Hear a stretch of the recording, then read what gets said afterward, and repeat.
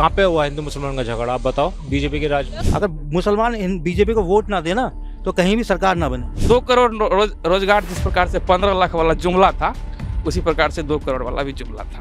India में हम लोगों को रहने का मन नहीं कर रहा। हम बच्चों पे इतनी शिक्षा दे रहे हैं, इतनी अच्छी पढ़ाई करवा रहे हैं, और फिर भी हम सोच रहे हैं कि दिल्ली छोड़ दें, हम बाहर चले जाएं। फ्री का तो मेरे को तो नहीं लगता ये चीज़ ठीक है, क्योंकि कहीं ना कहीं ये हमारी इनकम टैक्स के उससे ही पैसा कटता है। स्वास्थ्य सेवाएं और शिक्षा सेवाएं फ्री मिलना ही चाहिए।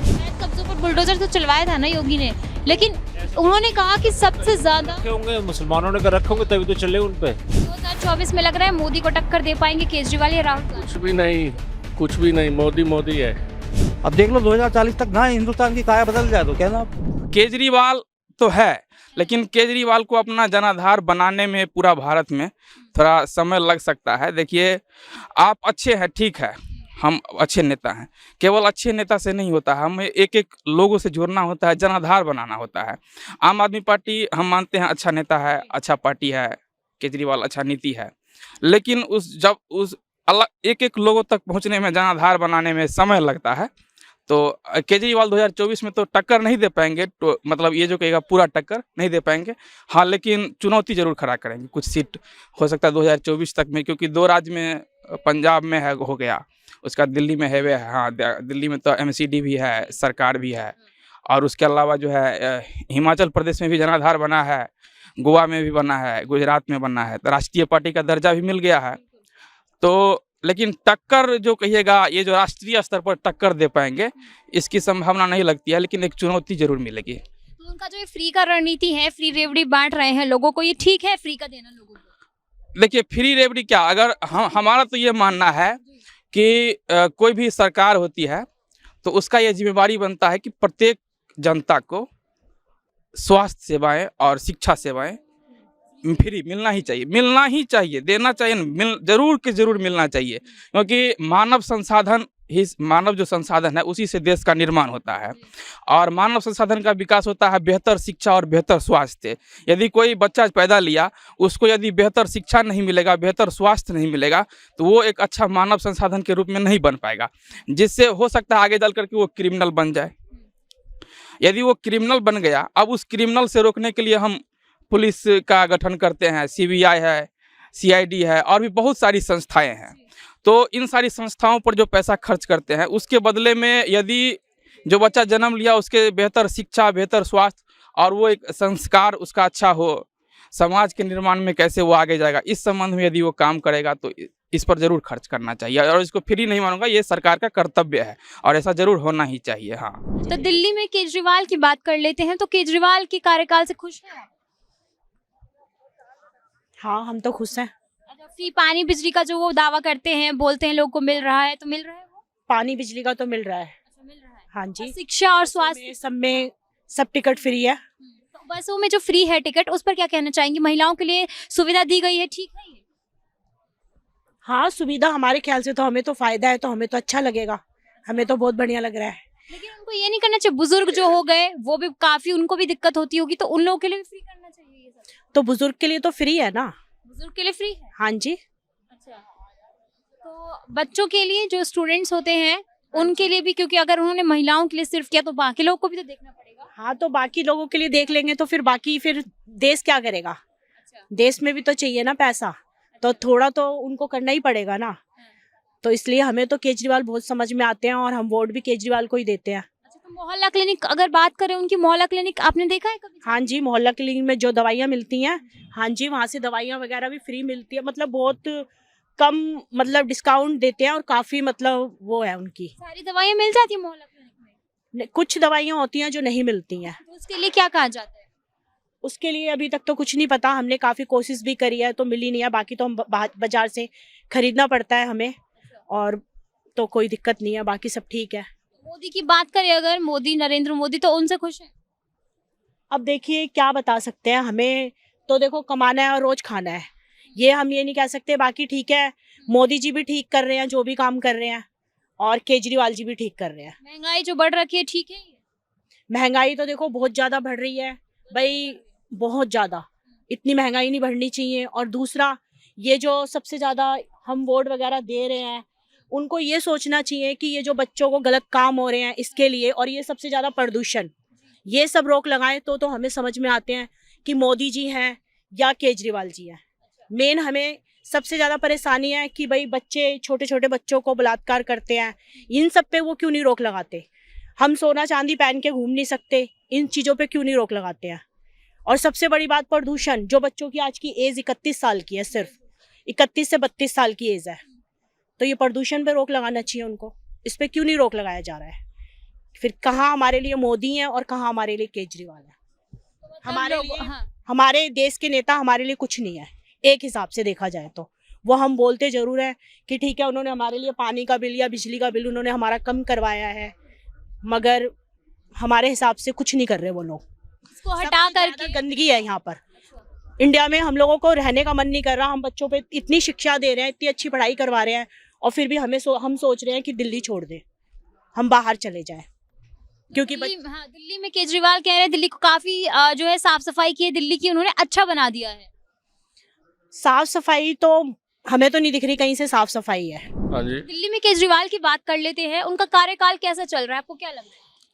देखो मैडम, कार्यकाल के बारे में तो यही है कि कुछ भी नहीं है, जीरो है। तो जीरो है, मतलब कुछ भी नहीं काम किया है? कुछ भी नहीं सिवाय पोस्टरों के, और क्या किया? फ्री का पानी बिजली दे रहे हैं, स्वास्थ्य दे रहे हैं, शिक्षा दे रहे हैं, कुछ नहीं है, ये कहने की बातें हैं। कहने की बात है। हाँ, तो आपको नहीं मिला क्या ये? हमें जरूरत भी नहीं है। जरूरत भी नहीं है। हाँ, जिनको जरूरत है उनको मिल शिक्षा जाए। तो अगर बात करें तो बहुत ही जरूरी है बच्चों के लिए, युवाओं के लिए, तो अगर वो फ्री में दे रहे हैं तो इसमें क्या गलत है? मैडम, कहने को कुछ होता है, करने को कुछ होता है। आप भी समझते हो इस बात को, समझे? कहने से कुछ नहीं होता। तो 2024 में लग रहा है मोदी को टक्कर दे पाएंगे केजरीवाल या राहुल गांधी? कुछ भी नहीं, मोदी है। अच्छा, मोदी को तो जानते होंगे आप? बिल्कुल बिल्कुल जानते हैं। हाँ, तो क्या लग रहा है आपको, खुश है उनके कामों से? बहुत खुश है। बहुत खुश है। तो महंगाई पे क्या कहेंगी, महंगाई बढ़ी हुई है? महंगाई तो मैम हर साल ही बढ़ती है, अच्छा, हर साल हर किसी की सरकार में बढ़ती है। अच्छा, तो फिर मतलब सिर्फ मोदी की सरकार में नहीं बढ़ी, बाकी सभी की सरकार में बढ़ी? नहीं, मैं ये नहीं कह रही नहीं बढ़ी, मैं कह रही हूँ कि सबकी सरकार में बढ़ती है, क्योंकि हर चीज़ में प्रोग्रेस आगे होती है ना जब, तो कहीं ना कहीं वो हर किसी के ऊपर आता ही है। 2024 में जो है इलेक्शन होंगे दोबारा से प्रधानमंत्री के चेहरे के लिए, तो इस बार लग रहा है आपको कि प्रधानमंत्री मोदी को केजरीवाल हो गए या फिर राहुल गांधी हो गए टक्कर दे पाएंगे? वो तो टाइम ही बता सकता है। टाइम ही बता सकता है, लेकिन आप खुश हैं मतलब उनसे? हाँ, पर्सनली मैं तो बहुत खुश और हूँ। राहुल गांधी? कांग्रेस ने कुछ नहीं किया? बिल्कुल किया है, कांग्रेस ने इतने सालों काम किया है देश के लिए, ऐसा नहीं है कि कांग्रेस ने कुछ नहीं किया। लेकिन हर पार्टी का अपना एक टाइम आता है, मैं ये नहीं कह सकती कि उस टाइम में उन्होंने, उनके लिए उस टाइम जो ज़रूरी था उन्होंने वो किया। आज के टाइम में मोदी जो कर रहे हैं वो शायद ज़रूरी होगा, वो कर रहे हैं। कल को अगर कोई और पार्टी आएगी उसके लिए जो ज़रूरी होगा वो करेगा। अच्छा, केजरीवाल जो ये फ्री का बांट रहे हैं लोगों को, ये चीज़ ठीक है?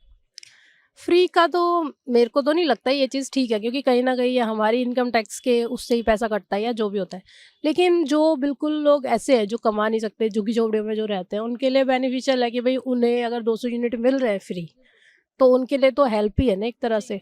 जो इंसान बहुत कम पैसे कमाता है, 7-8 हज़ार रुपये अगर कमाता है, और उसको हर महीने 4-5 हज़ार रुपये बिजली का बिल ना भरना पड़े, तो उसके लिए तो कहीं ना कहीं बेनिफिशियल है ही वो चीज़। तो मतलब ये शिक्षा भी जो दे रहे हैं और स्वास्थ्य का भी कर रहे हैं, तो सब मतलब ठीक है एक तरह से? शिक्षा तो बहुत इम्पॉर्टेंट है, वो ये तो बहुत ही ज़्यादा इम्पोर्टेंट है। अगर आप एजुकेटेड करते हो देश को, तो हमें मतलब ये बिल्कुल परफेक्टली हम सोच सकते हैं कि देश आगे बढ़ेगा ही बढ़ेगा।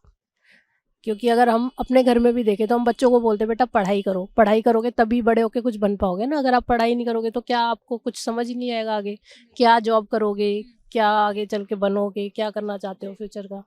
तो एजुकेशन तो बहुत ज़रूरी है सबके लिए। तो अगर बात करें लोगों की समस्या, सरकार आती है आम जनता की समस्याओं को सुनने के लिए, उसको दूर करने के लिए, तो भाजपा उस जमीनी स्तर पे जो है अगर बात करें काम कर रही है लोगों के लिए? कर रही है। कहाँ से कहाँ तक लेके चलोगे आप इस बेल्ट पे निकलोगे? मैं तो मेरठ की तरफ का हूँ, शामली वाली रोड पूरा यहाँ से वहाँ का देखो, पूरा हाईवे बन गया है पूरी ऊपर से तक। हम रात को वहाँ से मेरठ से मुजफ्फरनगर की बेल्ट में आधी रात को, अगर मैं जिस टाइम में पहुँचता हूँ 8:30 बजे तक काम से, तो मैं रात को निकल नहीं सकता था। 4 लोग मुझे गांव से बुलाने पड़ते थे, मैं लुट जाता, मेरा मोबाइल और पैसे सब निकल जाते थे। और अब मैं बेधड़क जाता हूँ।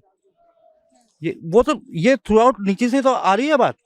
तो कानून व्यवस्था अपने हाथ में, कानून व्यवस्था हाथ में, तो सब कुछ हाथ में रहेंगे। माफिया सब अंदर चले गए, रोडें इतनी अच्छी बना दी हैं, तो आप क्या लोगे? 70 साल का काम अगर 15 साल में तो नहीं होगा, धीरे धीरे तो होगा सारा।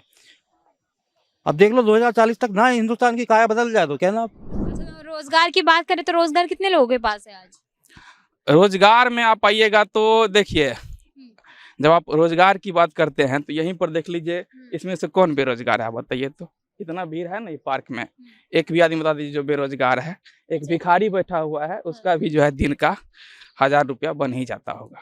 हाँ, तो मतलब आपके हिसाब से बेरोजगारी है ही नहीं? बेरोजगारी एक जो है नौटंकी है, ठीक ना। बेरोजगारी नौटंकी है। यदि अभी के टाइम में अभी जो मॉडर्नाइजेशन जो है, डिजिटल जमाना है, इसमें यदि थोड़ा सा भी यदि कोई मेहनत करे ना, ये सही है कि सरकारी नौकरी उतना नहीं मिल रहा है, लेकिन जितना हमारे पास संसाधन है, यदि उसको हम सही से प्रयोग करें तो ऐसा नहीं है कि हम अपने परिवार का भरण पोषण नहीं कर सकते हैं। सेंट्रल में जो अभी गवर्नमेंट है, आने से पहले उन्होंने कहा था 2 करोड़ युवाओं को नौकरियां देंगे। कहाँ है 2 करोड़ नौकरी?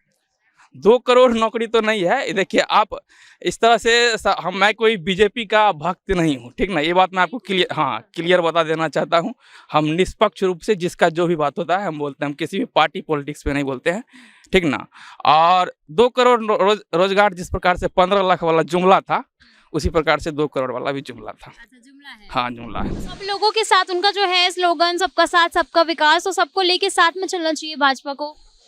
साथ में लेके चल रहे, किसको नहीं लेके चल रहे? नहीं, साथ में चल रहे हैं। तो जो लोग कहते हैं हिंदू मुस्लिम के नाम पे दंगे करा रहे हैं, वो कहाँ से आते हैं? वो पहले भी तो होते थे हिंदू मुसलमान के दंगे। पहले की सरकार भी करवाती थी, तो ये चीज ठीक है। अगर पहले की सरकार करवाती थी, तो अगर हम भाजपा को लाए हैं बदल के, तो उन्हें जरूरी है ये चीज करवानी। झगड़े थोड़ा करा रहे हैं। कहाँ पे हुआ हिंदू मुसलमान का झगड़ा, आप बताओ। बीजेपी के राज में लोग कह रहे हैं कि जो है हिंदू मुस्लिम के नाम पे कर रहे हैं। नहीं, क्या झगड़े हुए हैं? कब हुआ हिंदू मुसलमान का झगड़ा बीजेपी के राज में? कहाँ पे हुआ है?